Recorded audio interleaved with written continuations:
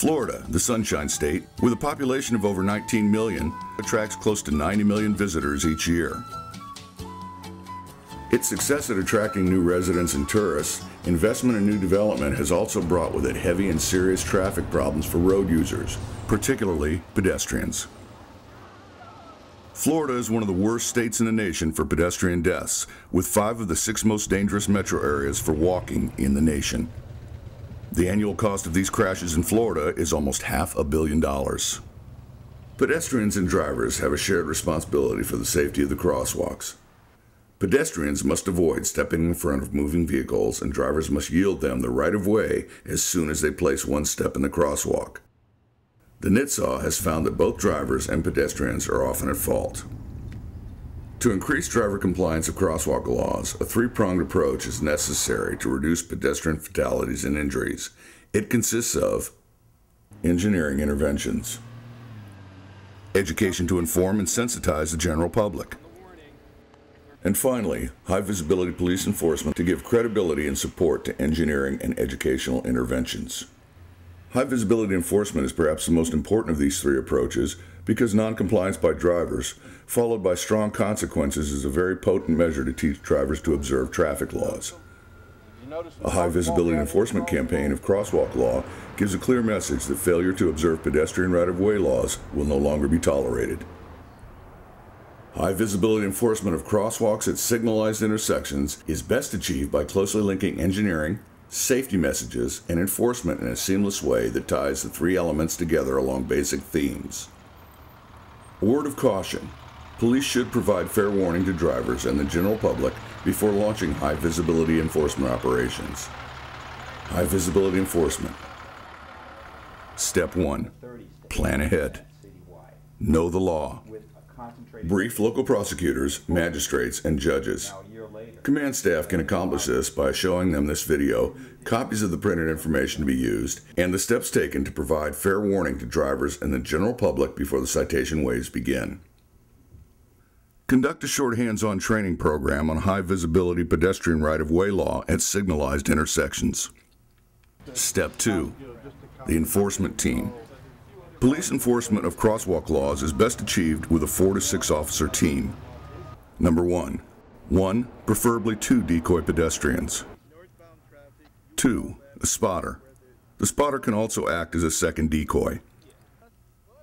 3, 2 officers to flag non-yielding drivers.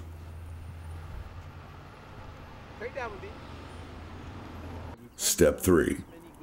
Selection of the enforcement site.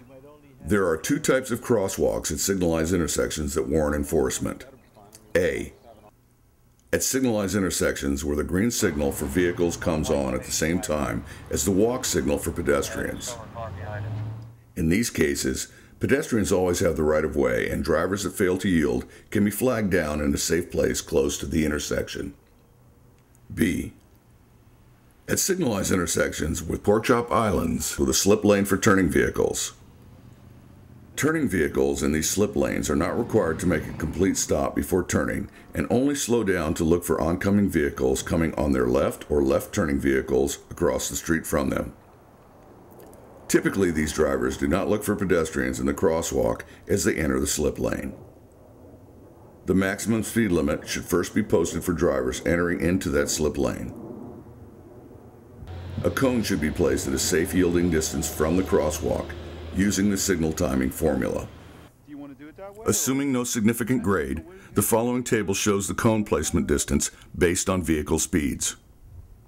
If the slip lane speed is 20 miles per hour, the cone should be placed at 73 feet from the crosswalk line. Step 4. The decoy pedestrian. Decoys are necessary to ensure proper crossing procedure and to reduce downtime during the operations. Decoys are taught to only step into the crosswalk when the walk signal is on, and to keep looking for turning vehicles as they cross. At intersections with a slip lane, decoys only place one step in the crosswalk when the vehicle is beyond the cone and should only proceed across when the driver clearly yields. They should step back if a driver makes no attempt to yield. Thank drivers who yield. Step 5. The spotter. Spotters should be placed where they can see driver violations and the flaggers. Radio information on vehicles to flaggers. Keep a record of how many drivers failed to yield. Step 6. The flaggers. Place the Crosswalk Law Enforcement Operations sign at the flagging site to inform all drivers of the purpose of the operation. Wear a reflective vest. At crosswalks, spotters, flaggers, and police officers should be able to observe the pedestrians and driver violations. Step 7. Provide a police information flyer on the importance of observing crosswalk law. Come to a complete stop if you do see a pedestrian. This flyer also promotes public buy-in. Step 8. Informing prosecutors, magistrates, and judges. When the enforcement waves begin, officers can fill in the pre-typed officer narrative form for citations to better inform prosecutors and magistrates. Or they can videograph violations for evidentiary purposes. A note about enforcement operations at crosswalks at signalized intersections. The enforcement team should expect more downtime because decoys must wait for the walk phase to cross. We really appreciate officers out here educating drivers.